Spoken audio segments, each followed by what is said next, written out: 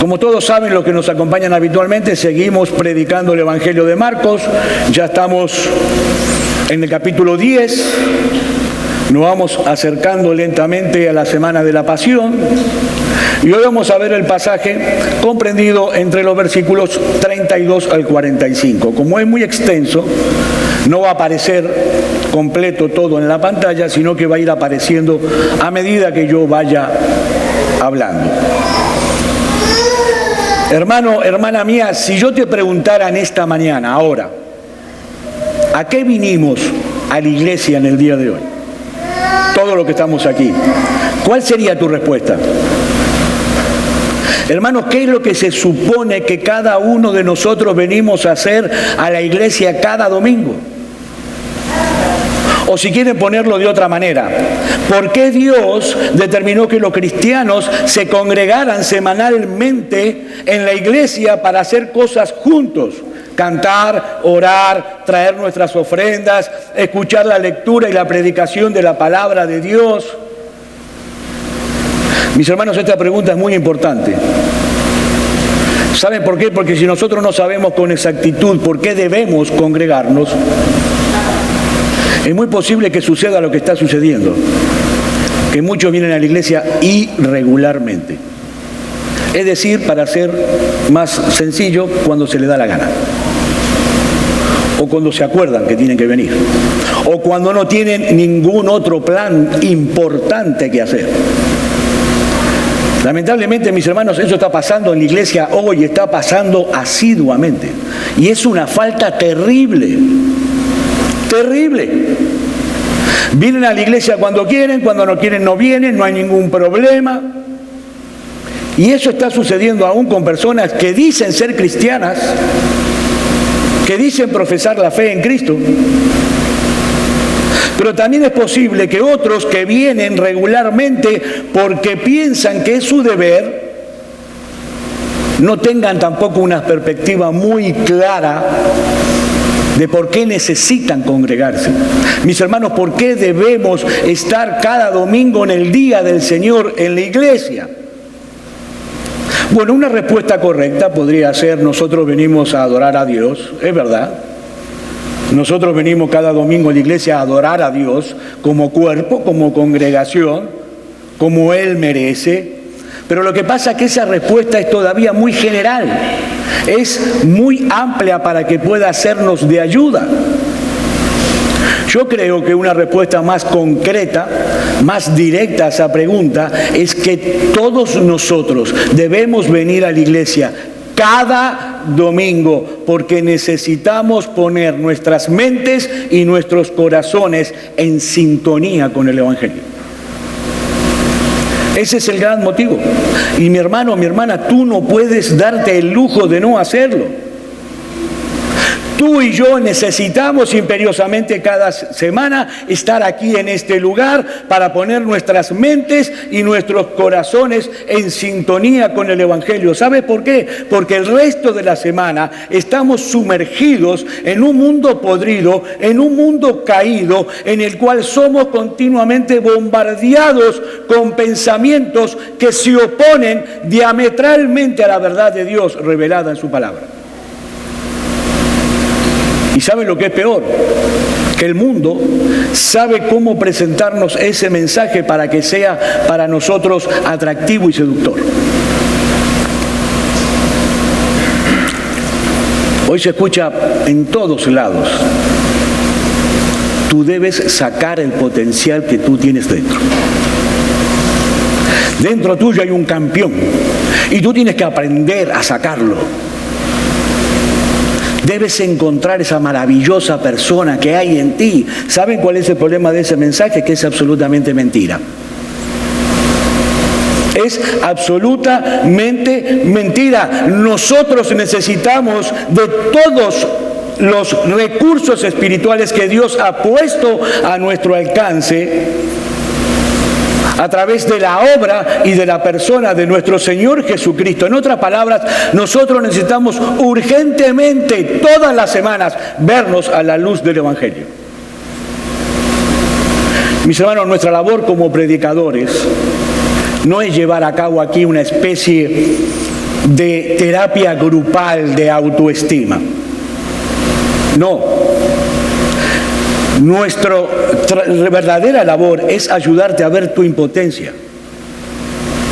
Es ayudarte a ver tus limitaciones, tu incapacidad. ¿Para qué? Para que tú busques desesperadamente la gracia del Evangelio.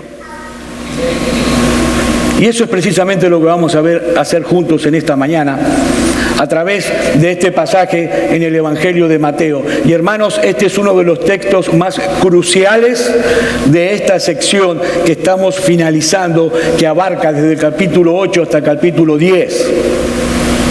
Y en este evento que nosotros vamos a ver hoy, encontramos al Señor Jesucristo anunciando por tercera vez su muerte, y encontramos otra vez a los discípulos reaccionando de una forma totalmente equivocada. Leamos en primer lugar los versículos 32 al 34. Dice así, va a aparecer en la pantalla. Iba por el camino subiendo a Jerusalén y Jesús iba adelante. Y ellos se asombraron y le seguían con miedo. Entonces, volviendo a tomar a los 12 aparte, les comenzó a decir las cosas que le habían de acontecer.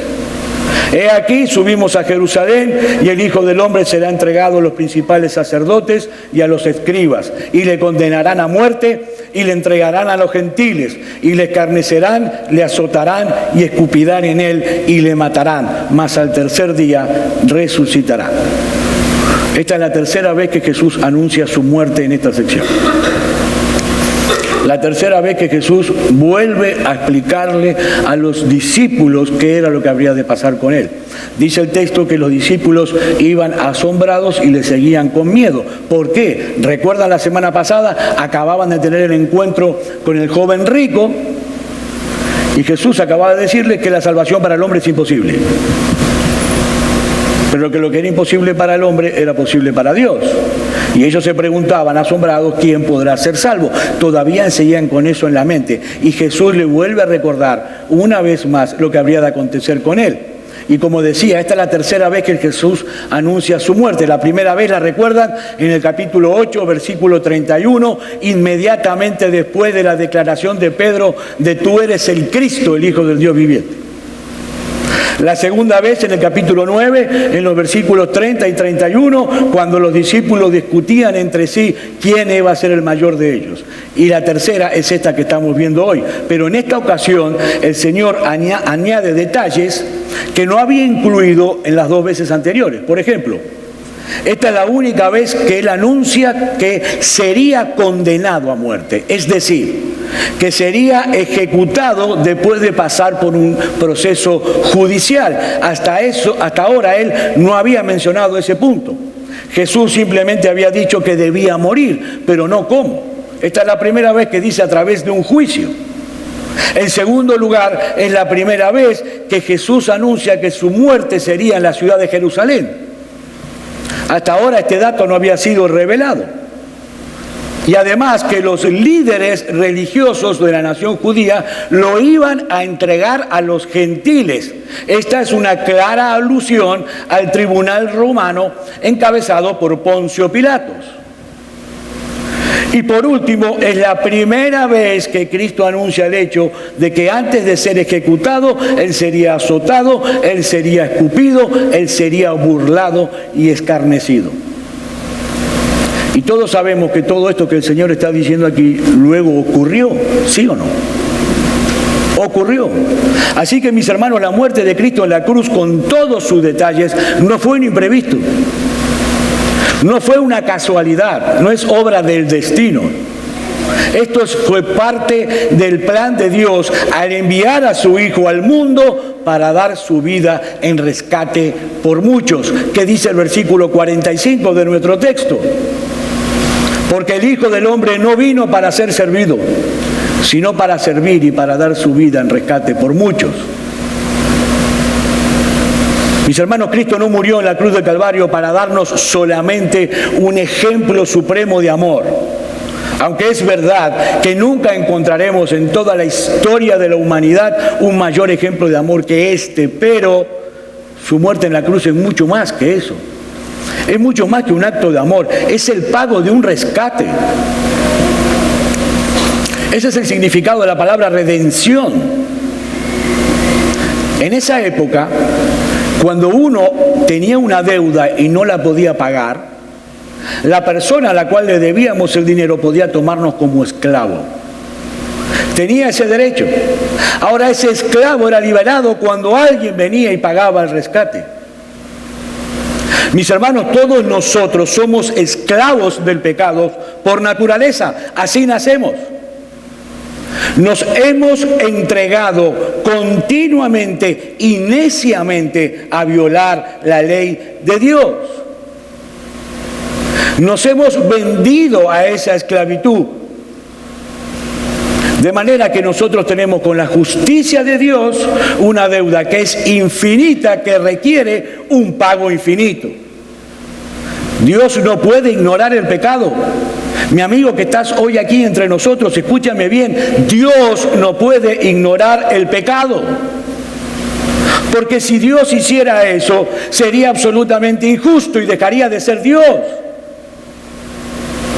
Dios no puede perdonar a los pecadores sin asumir el precio que cuesta perdonarlos. Todos merecemos el castigo porque somos transgresores, pero Dios decidió asumir el pago de nuestra deuda, Él mismo, a través de la persona de su Hijo. El precio que su justicia demanda. El Hijo del Hombre no vino para ser servido, sino para servir y para dar su vida en rescate por muchos. Mis hermanos, Él murió nuestra muerte para que nosotros ahora podamos vivir su vida. Eso es lo que el Señor está diciendo. Ahora bien, cualquiera de nosotros que viene siguiendo esta serie de sermones, a esta altura de la historia diría que ya los discípulos han entendido claramente los motivos por los cuales Cristo vino al mundo. Ellos han entendido claramente lo que implica para cada uno de ellos seguir al Señor, ¿no? El Señor lo explicó ya 3 veces en una simple sección. El Señor les explicó hasta el hartazgo que debía morir de manos de los líderes religiosos de la nación judía, porque esa era la misión que el Padre le había encomendado. Pero ¿saben qué, mis hermanos? Los discípulos todavía no entendían absolutamente nada.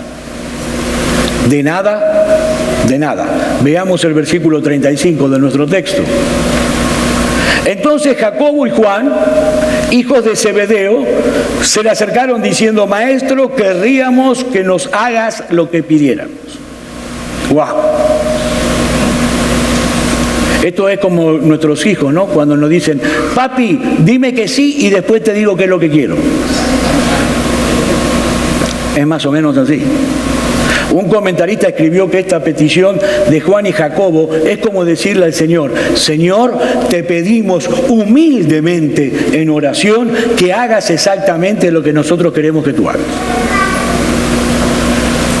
Es una oración arrogante, es una oración egoísta y es una oración sumamente peligrosa. Mis hermanos, escúchenme bien, lo peor que le puede pasar a un cristiano es que Dios le diga que sí a todo lo que le pide. Lo peor. Pero Él nos ama demasiada como para consentirnos de ese modo. Dicen los versículos 36 y 37, Él les dijo, Jesús, ¿qué queréis que os haga? Y escuchen ahora, ellos le dijeron: concédenos que en tu gloria nos sentemos el uno a tu derecha y el otro a tu izquierda. ¡Wow! ¡Cuánta humildad! Es muy sencillo, Señor, lo que te pedimos, no es mucho. Lo que nosotros queremos es que cuando tú llegues al poder, tú nos concedas a nosotros los puestos más importantes en el gabinete celestial. Eso es todo. Ahora, mis hermanos, la verdad es que si esto no fuera algo trágico, sonaría sumamente gracioso. Porque esto es increíble. Increíble. Cristo acababa de decirles que Él sería condenado a muerte, que sería burlado, que sería escarnecido, que sería azotado, que sería escupido, y ellos dos estaban preocupados solamente en llegar antes que los demás discípulos para poder conseguir los mejores puestos en el reino de los cielos. Ahora, Esta petición no surgió de la nada. No surgió de casualidad. Hay varios factores que se conjugaron en el corazón de Juan y Jacobo para hacer semejante petición. Por ejemplo, por un lado, estaba la misma promesa que Jesús les había hecho a ellos durante el encuentro que tuvieron con el joven rico que vimos la semana pasada. En el pasaje paralelo, en el Evangelio de Mateo, dice Mateo capítulo 19, versículo 18, de cierto os digo que en la regeneración, cuando el Hijo del Hombre se siente en el trono de su gloria, vosotros que me habéis seguido, también os sentaréis sobre 12 tronos para juzgar a las 12 tribus de Israel. El Señor se los dijo. Y Juan y Jacobo hicieron los cálculos. Son 12 tronos, 6 a la derecha, 6 a la izquierda. Hay 2 que van a quedar al lado de él. Esos son los que tenemos que conseguir. O sea que, en cierto sentido, si bien la petición es ridícula, podemos decir que esta manifestación era una confianza que estos 2 discípulos tenían en la palabra del Señor Jesús. Ellos tenían fe, ellos creían lo que el Señor les había dicho, que Él iba a reinar en el reino de los cielos. Por otra parte, otro factor es que Juan y Jacobo pertenecían al círculo íntimo del Señor Jesús. Si ustedes leen los evangelios, cada vez que el Señor separaba a discípulos, separaba a Juan, a Jacobo y a Pedro. Juan, Jacobo y Pedro estuvieron en el monte de la transfiguración. Ellos pertenecían al círculo íntimo del Señor Jesús. Y de ahí que hayan podido creer que tenían cierto derecho a pedirle semejante cosa. Pero además hay evidencias bíblicas de que la madre de Juan y Jacobo, Salomé, era hermana de María, la madre de Jesús. Es decir, Jacobo y Juan eran primos del Señor Jesús. Es más, en el pasaje paralelo en Mateo nos dice que la que tuvo la brillante idea fue Salomé, como buena mamá. Para toda mamá, sus hijos son los mejores, los más inteligentes, los más bonitos y los que merecen los mejores lugares. Salomé fue la impulsora de esto. Entonces ellos usaron esa conexión familiar para tratar de acercarse al Señor. Pero a pesar de todos esos factores que yo acabo de mencionarle, esta petición estaba absolutamente fuera de lugar. Y era una manifestación más del problema que todos estos hombres tenían con el orgullo. El problema de ellos era su orgullo. Y no es la primera vez. ¿Recuerdan? En el capítulo 9 discutían entre ellos quién era el mayor, quién era el más importante. O sea, el problema no se había solucionado, sino que se había agravado. Ellos habían estado peleando por estos primeros puestos hace bastante tiempo ya. Ellos seguían sin entender la verdadera naturaleza del reino de Dios y lo que implicaba, hermanos, seguir a un rey como Jesús. Estos hombres necesitaban urgentemente de una clarificación, ser aclarados. Y eso es lo que hace el Señor en el versículo 38. Entonces Jesús le dijo, ¿no sabéis lo que pedís? ¿Podéis beber el vaso que yo bebo? ¿O ser bautizados con el bautismo con que yo soy bautizado? El Señor sabía perfectamente que Juan y Jacobo no estaban entendiendo en absoluto las implicaciones de lo que ellos estaban pidiendo. Ellos querían una corona sin cruz, ellos querían una corona sin sufrimiento, ellos querían la honra sin humillación, pero mis hermanos, ya lo hemos visto anteriormente, eso es imposible para un discípulo de Jesús.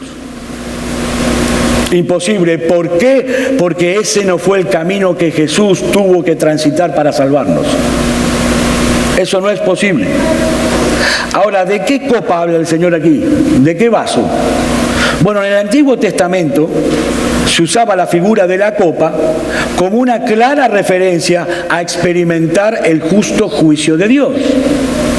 En el Antiguo Testamento, beber la copa era sinónimo de recibir sobre sí el castigo de la ira de Dios. Es por eso que el Señor en el huerto de Getsemaní, orando al Padre, le dice, Padre, si es posible, pasa de mí esta copa. Beber la copa era beber la ira de Dios, pero todos sabemos que para el Señor no fue posible. Siendo inocente, Cristo tuvo que beberse la copa de la ira que merecen nuestros pecados hasta la última gota. Él tuvo que beber la copa de la ira de Dios. Hermanos, Él tuvo que pasar por el bautismo de sufrimiento. Él tuvo que sumergirse voluntariamente en el océano de la justicia de Dios para recibir el castigo que todos nosotros merecíamos por causa de nuestro pecado. Y aunque la muerte de Cristo es única y es irrepetible, ni tú ni yo tenemos que morir por los pecados de otros. Hay un sentido en que todos los creyentes tenemos que identificarnos con esa copa y con ese bautismo. En otras palabras, tenemos que estar dispuestos a identificarnos con Jesús en sus sufrimientos y en su humillación, o nunca participaremos de su exaltación y de su gloria. Eso es lo que el Señor le está diciendo a estos dos discípulos, y que ninguno de los dos terminaba de entender. Ellos querían ser exaltados en el reino de Cristo, sí. Ellos querían participar de la gloria de Cristo, pero no estaban dispuestos de ninguna manera a asumir su humillación y sus sufrimientos. Ahora, ¿saben lo más increíble de todo esto? ¿Saben qué respondieron estos dos discípulos a la pregunta de Jesús? En el versículo 39, podemos. Así de fácil. Ah, si eso es todo. Si hay que beber la copa y pasar por... Nosotros podemos. Oh, ¿cómo que no? Sí que podemos. Juan y Jacobo eran tan orgullosos que estaban completamente seguros de su fidelidad y de su propia fortaleza. Pero ¿saben qué fue lo que ocurrió la noche que el Señor fue arrestado? Todos los discípulos huyeron como ratas, despavoridos. Estos hombres no se conocían a sí mismos, mis hermanos, escúchenme bien. Ninguno de nosotros puede serle fiel a Cristo en nuestras propias fuerzas. Ninguno. ¿Saben por qué? Porque ser fiel a Cristo en este mundo tiene un precio. Versículos 39 y 40, Jesús le dijo: a la verdad del vaso que yo beberéis y con el bautismo con que yo soy bautizado, seréis bautizados. Pero el sentaros a mi derecha y a mi izquierda no es mío darlo, sino a aquellos para quienes está preparado. ¿Saben lo que el Señor les está diciendo aquí literalmente? Miren, muchachos, miren. Yo no puedo asegurarles a ustedes el puesto que van a tener cada uno en el reino de los cielos, porque ello ya fue asignado soberanamente por Dios el Padre antes de la fundación del mundo. Pero hay algo que yo sí puedo asegurarles a ustedes dos, que van a sufrir. Ustedes van a sufrir. Mis queridos hermanos, esto ya lo he repetido, pero no quiero dejar de decirlo porque es importante que se nos grabe en nuestra mente y en nuestro corazón. El camino que lleva a la gloria pasa primero por la cruz. Porque nosotros seguimos a un crucificado. Y si tú eres su discípulo, tú debes seguir sus pisadas. Y las pisadas del Señor primero pasan por la cruz y luego sí por la gloria. Por supuesto, y es importante aclararlo, yo no estoy diciendo aquí que no es la humillación, ni es el sufrimiento, ni es el servicio lo que nos hace salvos. No. Pero seguir a Cristo implica la decisión de identificarse con Él en su humillación, de identificarnos con Él en su sufrimiento. Ese es el llamado de Cristo a aquellos que quieran seguirle. Y veamos ahora la última escena. Obviamente seguían sin entender los discípulos de qué se trataba. Versículos 41 al 44. Cuando oyeron los 10, comenzaron a enojarse contra Jacobo y contra Juan. Mas Jesús, llamándolos, les dijo: sabéis que los que son tenidos por gobernantes de las naciones se enseñorean de ellas y sus grandes ejercen sobre ellas potestad. Y presten atención, pero no será así entre vosotros, sino el que quiera hacerse grande entre vosotros será vuestro servidor, y el que de vosotros quiera ser el primero será siervo de todos. Y aquí dice el texto al comienzo que los otros 10 discípulos, al escuchar y ver esto, estaban realmente, literalmente dice en el griego, estaban furiosos contra Jacobo y contra Juan. Y uno diría, qué bueno, los otros 10 entendieron que ellos estaban equivocados y entonces se pusieron furiosos. No, estaban furiosos porque le ganaron de mano. Marcos no lo aclara aquí, pero eso lo deducimos claramente de las palabras del Señor Jesús que vienen a continuación. Ellos estaban furiosos porque tenían la misma intención que Jacobo y que Juan, pero le habían ganado de mano.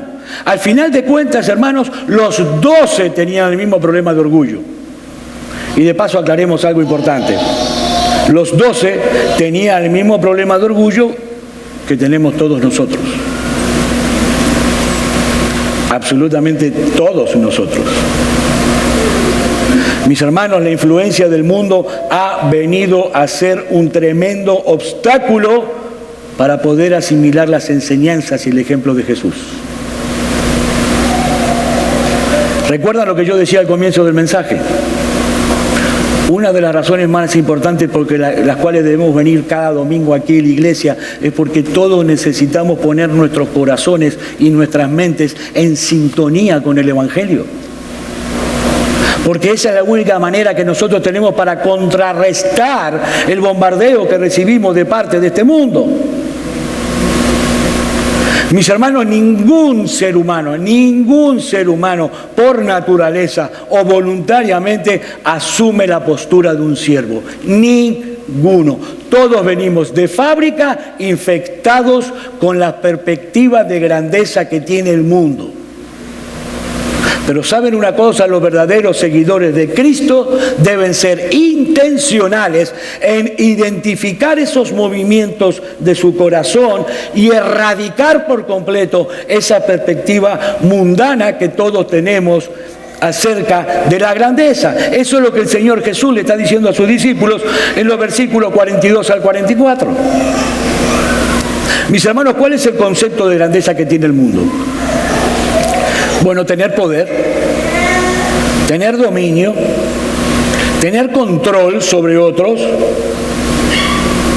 De acuerdo al mundo, la grandeza de una persona, ¿cómo se mide? Se mide la cantidad de personas en las cuales tú puedes enseñorearte. Cuanto más siervos tienes, más grande eres. Es grande aquel que puede mirar a los otros por arriba. Es grande aquel que puede ejercer autoridad sobre los demás. Ese es el concepto que tiene el mundo de grandeza. Pero el Señor le dice a sus discípulos y a nosotros en esta mañana que ese paradigma de grandeza debe ser completamente erradicado de la iglesia. Entre vosotros no debe ser así, dice el Señor, sino que cualquiera que así quiera hacerse grande entre vosotros será vuestro servidor. Y el que de vosotros quiera ser el primero será siervo de todos. Mis hermanos, en el reino de los cielos la grandeza no se mide por la cantidad de personas que están debajo de ti. No, la grandeza se mide por la cantidad de personas a las que tú le sirves. Eso es ser grande en el reino de Dios. El que asume voluntariamente la posición de un siervo, ese es el más grande en la presencia de Dios. ¿Saben por qué? Porque eso es precisamente lo que hizo el más grande de todos. Otra vez el versículo 45, porque el Hijo del Hombre no vino para ser servido, sino para servir y para dar su vida en rescate por muchos. Mis hermanos, todos coincidimos que el Señor Jesús tenía todo el derecho de venir a este mundo con un séquito de ángeles que lo atendieran de día y de noche. Tenía ese derecho, ¿sí o no? Porque es el Hijo de Dios. Es la segunda persona de la Trinidad. Él es el creador y sustentador de todo el universo. Pero ¿saben qué? Él, el más grande, no vino para ser servido, sino para servir y servir hasta la muerte.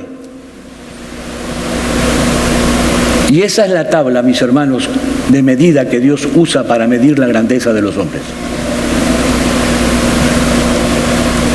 Escuchen lo que dice Pablo en Filipenses capítulo 2, versículos 3 y 4. Nada, y la palabra nada es nada. Nada hagáis por contienda o por vanagloria. Antes bien con humildad, estimando cada uno a los demás como superiores a él mismo, no mirando cada uno por lo suyo propio, sino cada cual también por lo de los otros. Y debemos ser sinceros con nosotros mismos. Este es el tipo de texto que a ninguno de nosotros nos gusta de la Biblia. Solemos pasarlo por alto porque no nos gusta. En nuestra naturaleza humana, todos nosotros preferimos ser servidos antes que servir. Nos asusta el solo pensar que podemos pasar por esta vida completamente desapercibidos. Nos asusta el pensar que podemos dedicar toda nuestra vida a servir a los demás y no ser reconocidos absolutamente por nadie. Pero ¿saben una cosa, mis hermanos? Eso es precisamente lo que hacen los siervos. Eso. Los siervos son seres invisibles. Son personas que viven para servir a los demás. Y lo que el Señor nos está enseñando en este pasaje a todos nosotros es que exactamente ese es el efecto que debe producir en nuestros corazones el Evangelio de Cristo. Ese. Ser cada vez más parecidos a nuestro bendito y glorioso Salvador Jesucristo, que no vino para ser servido, sino para servir. En la reacción que tuvieron los discípulos, nosotros vemos cuál es la condición de la que nosotros también, igual que ellos, debimos ser rescatados. Somos orgullosos, mis hermanos. Somos egocéntricos. Somos envidiosos. Estamos sedientos de gloria, sedientos de poder. Pero Cristo, hermanos, vino al mundo y pagó en la cruz del Calvario nuestra deuda con la justicia de Dios, muriendo en nuestro lugar justamente para librarnos de esa esclavitud. Él dio su vida en una cruz para que nosotros ahora podamos libremente dedicarnos a vivir para Él, sirviendo a los demás. Dedicándonos a vivir para Él, sirviendo a los demás. Mis hermanos, es de eso que se trata la vida cristiana. De eso se trata la vida cristiana, de servir. Segunda de Corintios capítulo 5, versículos 14 y 15. Porque el amor de Cristo nos constriñe pensando esto, que si uno murió por todos, luego todos murieron. Y por todos murió, ¿pero para qué? Para que los que viven ya no vivan para sí, sino para aquel que murió y resucitó por ellos. Y mis hermanos, solo el poder del Evangelio puede hacer eso. Solo el poder del Evangelio pudo transformar a este grupo de 12 hombres, los apóstoles, arrogantes, orgullosos, egocéntricos, en un grupo de discípulos dispuestos a dar la vida por Cristo y por su Evangelio. ¿Qué fue lo que pasó aquí? El Evangelio los transformó. Por obra del Espíritu Santo, por fin ellos comprendieron las implicaciones de seguir a Cristo y en dependencia del Espíritu Santo pudieron entonces vivir en consecuencias. Mi hermano querido, mi hermana querida, yo te pregunto en esta mañana, ¿tú quieres ser grande en el reino de Dios? Y eso no tiene nada de malo. Un cristiano no debe conformarse en ser un cristiano mediocre. No, tú debes buscar la grandeza en el reino de Dios. Ahora, ¿tú quieres realmente ser grande en el reino de Dios? Entonces, conviértete en siervo de todos. De todos, no de algunos, de todos. Y tú serás grande en el reino de los cielos. Hermanos, ese es el tipo de personas que Dios usa. No a la gente capaz, no a la que está llena de talentos, no a aquel que se cree que se las sabe todas. No, Dios ha decidido exaltar a los humildes de corazón. Dios ha decidido usar personas así. Todos nosotros estamos infectados en un grado o en otro con ese criterio que el mundo tiene de grandeza. Porque vivimos sumergidos en este mundo. Pero ese criterio, mis hermanos, encaja perfectamente con el pecado que todavía mora en nuestro corazón. Nosotros somos pordioseros con complejo de grandeza, que queremos que ser tratados como reyes. ¿Saben qué fue lo que hizo Dios? En su amor por nosotros envió a su Hijo, al verdadero Rey de Gloria, al único que merece toda la honra, toda la gloria. Asumió una posición de siervo para rescatarnos de esa esclavitud, convertirnos en siervos como Él, para después permitirnos compartir su gloria por toda la eternidad. Juan y Jacobo no estaban tan equivocados, pero estaban esperando el cielo antes de tiempo. Y sobre todo estaban buscando los primeros lugares en el reino a la manera del mundo y no a la manera de Dios. Mis hermanos, en el reino de Cristo los primeros lugares están reservados para los que sirven, no para los que tienen complejo de realeza. Y mis hermanos, nosotros tenemos que ser intencionales en tratar de identificar aquellas áreas de nuestras vidas que no se encuentran en sintonía con el Evangelio y en dependencia del Espíritu de Dios, resistirnos al molde que el mundo quiere meternos y seguir transformando nuestro entendimiento con la palabra de Dios para ser cada vez más semejante a Cristo. Mi hermano, déjame hacerte una pregunta. ¿Cómo crees tú que te visualizan las personas que están a tu alrededor? ¿Cómo crees que te ven? ¿Tu familia? ¿Tus hermanos en la iglesia?